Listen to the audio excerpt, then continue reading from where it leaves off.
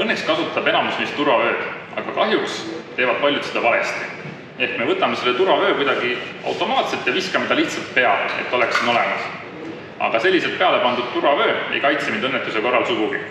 Esiteks jookseb ta valest kohast, tal on sees keerud ja sellise turvavöö kasutuse korral oletust suuremat kasu. Ja vaatame siis, kuidas see turvavöö õigesti peaks peal olema.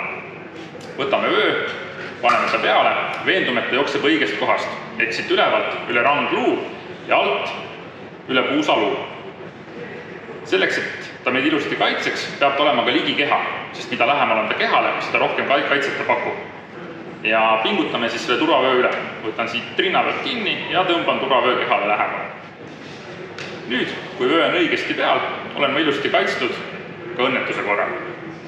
Ja mis siin muud kui lemmikloom kaasa ja sõitma.